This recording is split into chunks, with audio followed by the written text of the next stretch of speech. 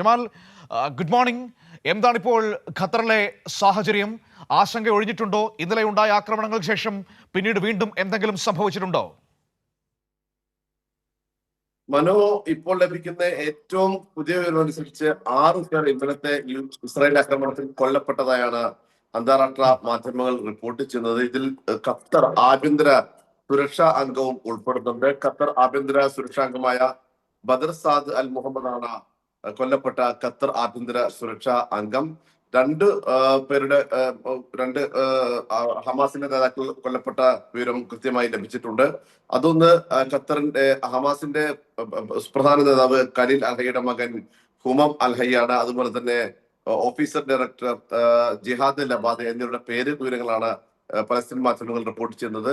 അതേസമയം 5 ഹമാസിന്റെ നേതാക്കൾ കൂടി ആകെ കൊല്ലപ്പെട്ടിട്ടുണ്ട്. ഒരു ഖത്തർ സുരക്ഷാ അംഗവും ഉൾപ്പെടെ 6 പേരാണ് ഇന്നലത്തെ ആക്രമണത്തിൽ കൊല്ലപ്പെട്ടത് എന്നാണ് ലഭിക്കുന്ന വിവരങ്ങൾ. തീർച്ചയായും ഖത്തർ ഇതിനെ ശക്തമായ രീതിയിൽ തന്നെയാണ് അപലപിച്ചിരിക്കുന്നത്. ഖത്തറിന് നേരെയുള്ള ഒരു രാജ്യത്തിന്റെ പരമാധികാരത്തിന് നേരെയുള്ള കടന്നുകയറ്റം എന്ന രൂപത്തിൽ തന്നെയാണ് ഖത്തറും മറ്റ് ലോക രാജ്യങ്ങളൊക്കെ തന്നെയും ഈ ഇന്നലത്തെ സംഭവത്തെ കാണുന്നത്. മാത്രവുമല്ല, ഒരു രാജ്യത്തെ ഇങ്ങനെ ആക്രമിക്കുന്നത്, പ്രത്യേകിച്ച് ഗസയിലെ വെടിനിർത്തൽ സംബന്ധിച്ച സമാധാനപൂർണമായ ഒരു ചർച്ചക്കാണ് ഇന്നലെ ചർച്ചയ്ക്കിടെയാണ്, അല്ലെങ്കിൽ ചർച്ചയുടെ നടപടികൾക്കിടെയാണ് ഇത്തരത്തിൽ ഒരു ആക്രമണം ഉണ്ടായത് എന്നത് പൊതുവിൽ സമാധാനമായിരിക്കുന്ന ലോകത്തെ മുഴുവൻ ആളുകളെയും ഞെട്ടിക്കുന്നതാണ്. ഗൾഫിനെ സംബന്ധിച്ച് രാഷ്ട്രീയമായ ഒരു അസ്ഥിരതയ്ക്ക് അല്ലെങ്കിൽ ഒരു അസ്വാരസ്യത്തിന് ഇന്നത്തെ സംഭവം വീണ്ടും തുടർന്നിരിക്കുന്നു. നേരത്തെ കഴിഞ്ഞ ജൂണിൽ ഇറാന്റെ ഒരു ആക്രമണം ഖത്തറിനെ ഞെട്ടിച്ചത്. ഖത്തറിലെ US സൈനിക താവളങ്ങൾക്ക് നേരെ ഇറാൻ ആക്രമണം നടത്തിയിരുന്നു. അതിന് ശേഷമാണ് ഇപ്പോൾ രണ്ടാമതൊരു ആക്രമണം കൂടി നടക്കുന്നത്. ഒരു ഗൾഫ് പ്രധാനപ്പെട്ട പ്രശ്നം, അന്ന് ഇറാൻ US സൈനിക താവളങ്ങൾക്ക് നേരെ ആക്രമണം നടത്തിയപ്പോൾ ഖത്തറിന്റെ സിവിലിയൻസ് ആരും കൊല്ലപ്പെടുകയോ അല്ലെങ്കിൽ അവർക്ക് നാശം സംഭവിക്കുകയോ ചെയ്തിരുന്നില്ല. പക്ഷേ ഇവിടെ ഇതാ ഖത്തറിന്റെ ഏറ്റവും പ്രധാനപ്പെട്ട സുരക്ഷാ കൗൺസിൽ അംഗമടക്കം കൊല്ലപ്പെട്ടു എന്ന വിവരങ്ങളാണ് പുറത്തേക്ക് വരുന്നത്. അപ്പോൾ ഇവർ പറയുന്നത് പോലെ ഹമാസിന്റെ നേതാക്കളെ ലക്ഷ്യമിട്ട് നടന്ന ആക്രമണത്തിൽ ഖത്തറിന്റെ പ്രധാനപ്പെട്ട ഉദ്യോഗസ്ഥനടക്കം കൊല്ലപ്പെട്ടു എന്ന് പറയുമ്പോൾ അതിന്റെ ഗൗരവം ചെറുതല്ല. അത് മേഖലയിൽ വലിയ രാഷ്ട്രീയ പ്രതിസന്ധിക്ക് ഇടയാക്കുമെന്ന കാര്യത്തിൽ ഒരു സംശയവുമില്ല. ഇപ്പോൾ തന്നെ അമേരിക്കയുടെ വാദം ഖത്തർ തള്ളിയിട്ടുണ്ട്. നേരത്തെ ഈ വിവരം ആക്രമിക്കാൻ പോകുന്ന വിവരം അറിയിച്ചിരുന്നു എന്ന വാദം ഖത്തർ തള്ളുകയും ചെയ്തിട്ടുണ്ട്.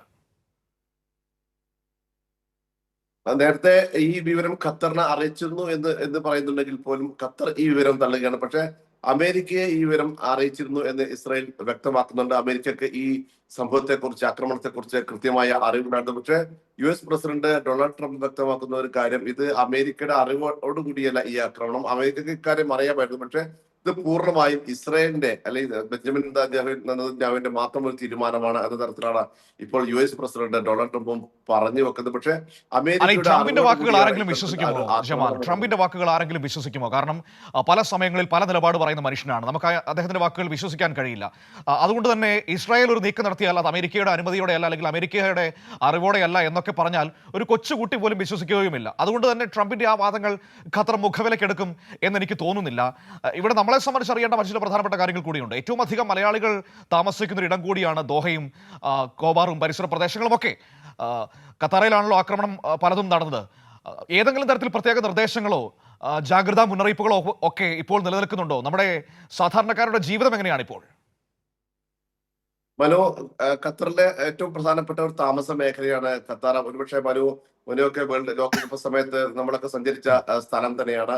അവിടെ ഇപ്പോൾ നിലവിൽ അവിടുത്തെ താമസക്കാർക്ക് യാതൊരു തരത്തിലുള്ള ആശങ്കയ്ക്ക് അടിസ്ഥാനമില്ല എന്നാണ് ഖത്തർ ആഭ്യന്തര മന്ത്രാലയം അല്ലെങ്കിൽ ഖത്തർ അറിയിച്ചിരിക്കുന്നത്. അവിടുത്തെ താമസക്കാർ എല്ലാവരും സുരക്ഷിതമാണ്. ഒരു തരത്തിലുള്ള ആശങ്കക്കും അടിസ്ഥാനമില്ല എന്ന് അറിയിച്ചിട്ടുണ്ട്. എന്നാൽ എന്താണ് ഇനി അടുത്ത നീക്കം? ഖത്തറിന്റെയോ അല്ലെങ്കിൽ ഇസ്രായേലിന്റെയോ അമേരിക്കയുടെ അടുത്ത നീക്കം എന്താണ് ലോകം ഉറ്റുനോക്കുന്നത്? അതനുസരിച്ചായിരിക്കും മറ്റ് നടപടികൾ. ഒരുപക്ഷെ അതിലേക്ക് വരുന്നതിന് മുൻപ് ഒരു കാര്യം കൂടി അറിയേണ്ടതുണ്ട് ജമാൽ. നമുക്ക് ആ വിശകലനങ്ങളിലേക്ക് വരുന്നതിന് മുൻപ് ഒരു കാര്യം കൂടി അറിയേണ്ടതുണ്ട്. ഇപ്പോൾ നമുക്കറിയാം ഖത്തർ വിമാനത്താവളം, ദോഹ വിമാനത്താവളം ലോകത്തെ ഏറ്റവും പ്രധാനപ്പെട്ട ട്രാൻസിറ്റ് ഹബ്ബുകളിൽ ഒന്നാണ്. നമ്മൾ പല രാജ്യങ്ങളിലേക്ക് പോകുന്ന ഒരു ഹബ്ബ് കൂടിയാണല്ലോ. ഏതെങ്കിലും തരത്തിൽ വ്യോമ ഗതാഗതത്തിന് നിയന്ത്രണങ്ങളോ റെസ്ട്രിക്ഷൻസോ ഉണ്ടോ? ഇതുവരെ ഇന്നലത്തെ സംഭവത്തിന് ശേഷം ഇതുവരെ ഖത്തറിലോ അല്ലെങ്കിൽ മറ്റ് ഗൾഫ് രാജ്യങ്ങളിലോ യാതൊരു തരത്തിലുള്ള വിമാന നിയന്ത്രണത്തിൽ ഉണ്ടായിട്ടില്ല. നിരവധി ആളുകൾ നമ്മളെ ഇന്നലെ മുതൽ തന്നെ വിളിച്ചു ചോദിക്കുന്നുണ്ട് ഏതൊരു തരത്തിലുള്ള യാത്രക്ക് തടസ്സമുണ്ടോ എന്ന്. പക്ഷെ ഇന്നലെ ആ സംഭവത്തിന് ശേഷം ഇതുവരെ യാതൊരു തരത്തിലുള്ള വ്യോമ വിമാനയാത്രക്ക് ഏതെങ്കിലും തരത്തിലുള്ള നിയന്ത്രണമോ അല്ലെങ്കിൽ ഏതെങ്കിലും വിമാനങ്ങൾ റദ്ദാക്കിയോ ഏതെങ്കിലും വ്യോമപാതയിൽ ഏതെങ്കിലും തരത്തിലുള്ള തടസ്സങ്ങളോ ഇതുവരെയുമില്ല. എല്ലാ കാര്യങ്ങളും പഴയതുപോലെ തന്നെയാണ്, അല്ലെങ്കിൽ സാധാരണ നിലയിൽ തന്നെയാണ് നീങ്ങുന്നത്. ഖത്തറിലെ ജനജീവിതമായാലും സാധാരണ നിലയിൽ തന്നെയാണ്.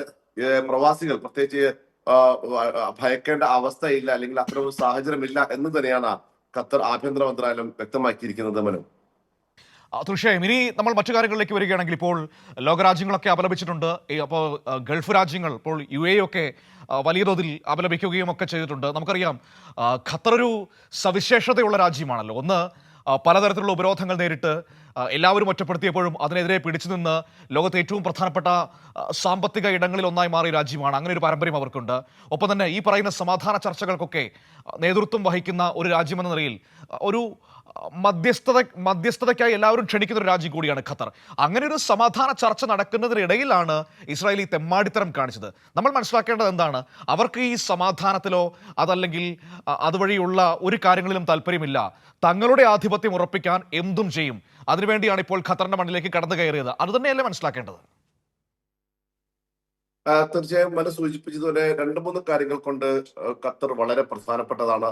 ഒന്ന്, നേരത്തെ ഈ ഗൾഫ് രാജ്യങ്ങളുടെ ഉപരോധം അതിനെ അതിജീവിച്ചത് ഒരു ഫീനിക്സ് പക്ഷിയെ പോലെ ഉയർത്തെഴുന്നേറ്റ രാജ്യമാണ് ഖത്തർ. പ്രതിസന്ധികളെ അതിജീവിച്ചുകൊണ്ട് എല്ലാ തരത്തിലും ലോകത്തിന് മുമ്പിൽ പിടിച്ചിരുന്നു. അതിനുശേഷം ലോകകപ്പ് വളരെ മനോഹരമായി സംഘാടകത്വം കൊണ്ട് ഏറ്റവും മികച്ച രീതിയിൽ തന്നെ ഖത്തർ നടത്തി. ലോകത്തിന് മുമ്പിൽ ഖത്തർ ആ രാജ്യത്തിന്റെ യശസ് അല്ലെങ്കിൽ അതിന്റെ പ്രൗഢി വിളിച്ചോതി. അതിനുശേഷം ഇപ്പോൾ ഈ കഴിഞ്ഞ ജൂണിൽ ഇറാന്റെ ഒരു ആക്രമണം ഉണ്ടായി. ഇറാന്റെ US സൈനിക താവളങ്ങൾക്ക് നേരെ, ഖത്തറിലെ US സൈനിക താവളങ്ങൾക്ക് നേരെ ഇറാന്റെ ആക്രമണം ഉണ്ടായി. അതിനെയും ഖത്തർ അതിജീവിച്ചു.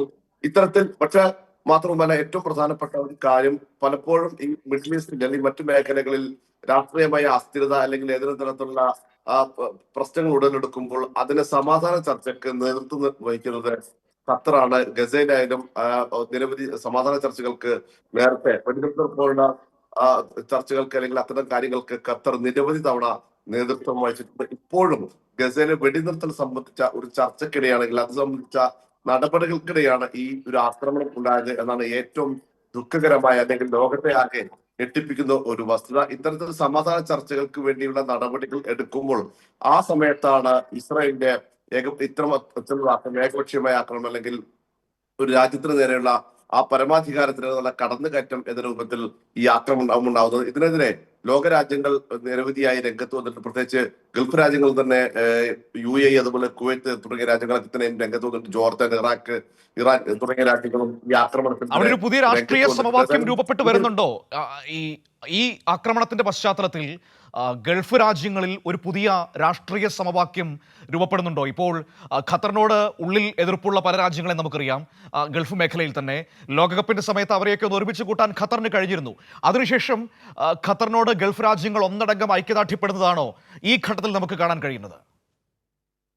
മനു, അത്തരത്തിലൊരു പ്രത്യേക സമവാക്യമോ അല്ലെങ്കിൽ പ്രത്യേക ചേരിയോ രൂപപ്പെടുന്നു എന്ന് കൃത്യമായി പറയാനാകില്ല. ഇസ്രായേലുമായി അല്ലെങ്കിൽ അമേരിക്കയുമായി അടുത്ത ബന്ധം പുലർത്തുന്ന രാജ്യങ്ങളാണ് ഈ ഗൾഫ് രാജ്യങ്ങൾ ഒക്കെ തന്നെയും. ഖത്തറായാലും വളരെയധികം സൗഹാർദ്ദ പുലർത്തുന്ന ഏറ്റവും ശക്തമായ സൗഹാർദ്ദ ബന്ധമുള്ള രാജ്യമാണ് അമേരിക്ക. അതുപോലെ തന്നെ ഇസ്രായേലുമായും ഈ എല്ലാ ഗൾഫ് രാജ്യങ്ങൾക്കും പൊതുവിൽ നല്ല ബന്ധം തന്നെയാണ് ഉള്ളത്. ഈ സാഹചര്യത്തിന്റെ പശ്ചാത്തലത്തിൽ, ഈ പുതിയ സംഭവത്തിന്റെ പശ്ചാത്തലത്തിൽ ഒരു പ്രത്യേക ഒരു രാഷ്ട്രീയ ചേരി അല്ലെങ്കിൽ പ്രത്യേക ഒരു സമവാക്യം രൂപപ്പെടുന്നു എന്ന് കൃത്യമായി പറയാനാകില്ല. പക്ഷെ ഒരു അസ്വസ്ഥത അല്ലെങ്കിൽ ഒരു അമർഷം, ഒരു പ്രതിഷേധം ഉണ്ട്. അത് ഏത് തരത്തിലാണ് ഇനി രൂപപ്പെടുക എന്നതാണ് പൊതുവിൽ അറിയാനുള്ളത്. ശരി, ഓക്കെ, താങ്ക് യു ജമാലുദ്ദീനാണ് നമുക്ക് വിവരങ്ങൾ നൽകിയത്.